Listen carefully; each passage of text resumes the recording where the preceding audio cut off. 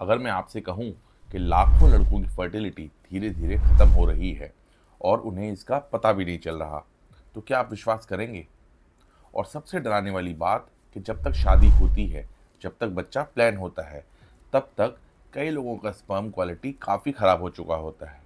आज मैं आपको एक ऐसी बीमारी के बारे में बताने वाला हूँ जो बहुत कॉमन है, पर जिसके बारे में डिस्कशन और डायग्नोसिस बहुत ही कम होता है और उसके बारे में बहुत ही कम लोग जानते हैं।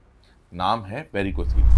अगर आप पुरुष हैं या आपके घर में कोई 15 से 45 साल की उम्र का पुरुष है, तो यह वीडियो अंत तक जरूर देखिए, क्योंकि इस वीडियो में मैं आपको 7 ऐसे संकेत बताऊंगा जिन्हें लोग सामान्य समझकर नज़रअंदाज कर देते हैं और बाद में पछताते हैं। कुछ महीने पहले करीब 31 साल का एक युवक मेरे पास आया। शादी को लगभग 2.5 साल हो चुके थे। हर महीने उम्मीद बनती थी और हर महीने निराशा हाथ लगती थी। घर वालों का दबाव, रिश्तेदारों के सवाल, उन्होंने कई जगह इलाज करवाया, दवाइयाँ खाई, विटामिन लिए, लेकिन कोई फ़ायदा नहीं हुआ। फिर सीमन टेस्ट हुआ, स्पर्म काउंट कम, मोटिलिटी भी खराब। उन्होंने पूछा कि सर, आखिर गलती कहाँ हो रही है? जांच हुई, अल्ट्रासाउंड करवाया और वजह सामने आई, वेरिकोसील ग्रेड 3, वो भी बायलेटरल।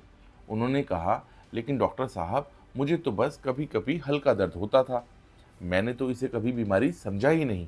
यही सबसे बड़ी समस्या है। वेरिकोसील अक्सर धीरे धीरे नुकसान करता है। जब तक पता चलता है, तब तक कई लोगों में स्पर्म क्वालिटी काफ़ी प्रभावित हो चुकी होती है। लेकिन ध्यान रखिए, हर दर्द वेरिकोसील नहीं होता और हर वेरिकोसील का इलाज भी जरूरी नहीं होता। तो कैसे पहचानें, आइए जानते हैं। और अब उन 7 संकेतों के बारे में बात करते हैं। सबसे पहला संकेत, अंडकोश में भारीपन होना, खास तौर से दिन भर खड़े रहने के बाद। ये अक्सर शाम को होता है। इसमें लेटने में आराम भी मिलता है। साइन नंबर 2, टेस्टिस में हल्का खिंचाव या दर्द होना, चलने पर, जिम करने पर, दौड़ने पर या देर तक खड़े रहने के बाद। साइन नंबर 3, नसों का फूला हुआ महसूस होना। कई मरीज कहते हैं कि सर, ऐसा लगता है जैसे कीड़ों का गुच्छा हो। यही क्लासिक डिस्क्रिप्शन है, जिसे बैग ऑफ वॉर्म भी कहा जाता है। साइन नंबर 4, शादी के बाद प्रेगनेंसी में देरी होना। 1 साल तक नियमित संबंध बनाने के बाद भी प्रेगनेंसी अचीव ना होना। पति बिल्कुल स्वस्थ दिखता है, लेकिन सीमन रिपोर्ट खराब आती है। सीमन में एजुस्पर्मिया या एस्थेनोस्पर्मिया आता है। साइन नंबर 5, स्पर्म काउंट कम होना या मोटिलिटी कम होना या स्पर्म की मॉर्फोलॉजी खराब होना। कई बार यही पहला संकेत होता है जो इनफर्टिलिटी के वर्कअप में मिलता है। साइन नंबर 6, एक टेस्टिस का छोटा होना, विशेषकर कम उम्र में। इसका मतलब उस टेस्टिस पर लंबे समय से असर पड़ रहा हो सकता है। साइन नंबर 7, बार बार अल्ट्रासाउंड में वेरिकोसील आना, लेकिन पेशेंट का इलाज न करवाना। कई लोग सालों तक रिपोर्ट लेकर घूमते रहते हैं, मल्टीपल डॉक्टर्स के ओपिनियन लेते रहते हैं, बट ट्रीटमेंट नहीं करवाते और सोचते हैं कि दर्द नहीं है तो रहने दो। यही सबसे बड़ी गलती होती है। अब सबसे महत्वपूर्ण सवाल जो बहुत लोग मुझसे पूछते हैं कि आखिर वेरिकोसील स्पर्म को नुकसान कैसे पहुंचाता है। यही बात बहुत कम लोग जानते हैं। हमारे शरीर में टेस्टिस को सामान्य शरीर से थोड़ा ठंडा तापमान चाहिए, शरीर से 2 डिग्री कम, यानी 35 डिग्री। यही वजह है कि टेस्टिस शरीर के बाहर होते हैं, लेकिन वेरिकोसील में नसें फूल जाती हैं, खून नीचे उल्टा जमा होने लगता है, टेम्परेचर बढ़ जाता है, ऑक्सीडेटिव स्ट्रेस बढ़ता है और धीरे धीरे स्पर्म बनने की प्रक्रिया प्रभावित होने लगती है। यही कारण है कि कई मरीजों में समय के साथ काउंट, मोटिलिटी और क्वालिटी तीनों खराब होने लगते हैं। तो अब जानते हैं कि इस बीमारी का डायग्नोसिस कैसे करें। जांच कौन कौन सी होती है? सबसे पहले क्लिनिकल एग्जामिनेशन, यानी डॉक्टर हाथ से जांच करते हैं। फिर स्क्रोटम का डॉपलर अल्ट्रासाउंड, यही सबसे महत्वपूर्ण जांच होती है। इससे पता चलता है कि नसें कितनी फैली हैं, ब्लड रिफ्लक्स कितना है और किस ग्रेड का वेरिकोसील है। इसके बाद सीमन एनालिसिस, स्पर्म काउंट कितना है, कितने स्पर्म में मूवमेंट अच्छी है, स्पर्म की स्पीड कैसी है, स्पर्म में डैमेज कितना है, ये सब डिटेल्स सीमन एनालिसिस में आ जाती है। जरूरत हो तो हार्मोनल टेस्ट भी किए जाते हैं, जैसे टेस्टोस्टेरोन लेवल, एफएसएच लेवल या एलएच लेवल, लेकिन हर मरीज में उनकी जरूरत नहीं होती है। अब सबसे बड़ा सवाल, क्या इसका इलाज बिना ऑपरेशन के हो सकता है? जी हाँ, आज के समय में हम मोबाइल का यूज करते हैं, लैंडलाइन का नहीं।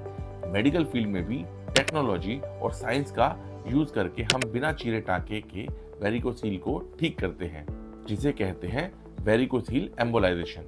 और लेटेस्ट स्टडीज में इसके रिजल्ट्स भी बहुत ही शानदार हैं। साथ में रिकरेंस रेट भी काफ़ी कम है। इसमें कोई बड़ा ऑपरेशन नहीं होता, कोई चीरा नहीं होता, कोई टाँका नहीं होता, कोई बड़ा निशान नहीं होता। हम एक छोटी सी सुई के रास्ते खराब नस के अंदर पहुंचते हैं और उसे अंदर से ही बंद कर देते हैं। सबसे अच्छी बात कि हम पीछे के रास्ते से पूरी बीमार नसों के नेटवर्क को बंद कर देते हैं, सिर्फ एक दो नस नहीं, जिससे रिकरेंस की संभावना बहुत कम हो जाती है। अब बहुत लोग पूछते हैं कि सर हॉस्पिटल में कितने दिन रहना पड़ता है, ऑपरेशन में कितना पेन होता है, क्या ये ऑपरेशन बेहोशी में होता है या लोकल एनेस्थीसिया में होता है। तो चलिए इस पे भी अच्छे से डिस्कशन करते हैं। आमतौर पर सुबह मरीज ओपीडी में आता है, कंसल्टेशन होता है, जरूरी ब्लड टेस्ट होते हैं। अगर सब ठीक है तो उसी दिन प्रोसीजर किया जा सकता है। पूरी प्रक्रिया लोकल एनेस्थीसिया में होती है, बेहोशी की जरूरत नहीं होती। आप इस प्रक्रिया में होश में होते हैं और ट्रीटिंग डॉक्टर से प्रोसीजर के दौरान बात भी कर रहे होते हैं। आमतौर पर एक तरफ का एम्बोलाइजेशन 10 से 15 मिनट में कंप्लीट हो जाता है। प्रक्रिया पूरे होने के बाद 2 से 3 घंटे ऑब्जर्वेशन में रखा जाता है और एनपीओ ओवर कर दिया जाता है, यानी खाना अलाउ कर दिया जाता है। शाम तक मरीज चलकर अपने घर जा सकता है और अगले दिन से पेशेंट अपने सामान्य दिनचर्या में लौट सकता है, ड्यूटी ज्वाइन कर सकता है। मुझे आज भी याद है उस 31 साल के मरीज ने इलाज करवाया, वेरिकोसील एम्बोलाइजेशन। करीब 3 महीने के बाद उसकी सीवन की रिपोर्ट पहले से काफी बेहतर आई। कुछ समय बाद मेरे व्हाट्सएप पर एक मैसेज आया, सर खुशखबरी है, मेरी वाइफ प्रेग्नेंट है। ऐसे मैसेजेस सच कहूँ किसी भी डॉक्टर का दिन बना देते हैं। अगर आपको इन 7 में से एक भी संकेत महसूस होता है तो उसे नजरअंदाज मत कीजिए। हर वेरिकोसील का इलाज जरूरी नहीं होता, लेकिन सही समय पर सही जांच जरूरी होती है। जितनी जल्दी समस्या पकड़ी जाती है उतने बेहतर परिणाम मिलने की संभावना होती है। अगर इस विषय पर आपका कोई भी सवाल है तो नीचे कमेंट में लिखिए, हमारी व्हाट्सएप हेल्पलाइन से कनेक्ट कीजिए। अगर वीडियो उपयोगी लगा हो तो इसे उन दोस्तों तक जरूर भेजिए जो शादी की तैयारी कर रहे हैं या जो लोग कई सालों से प्रेगनेंसी के लिए संघर्ष कर रहे हैं। मैं हूं डॉक्टर गौरव, इंटरवेंशन रेडियोलॉजिस्ट, वेदांता अस्पताल लखनऊ से। मिलते हैं अगले वीडियो में। तब तक याद रखिए, क्योर विदाउट स्कार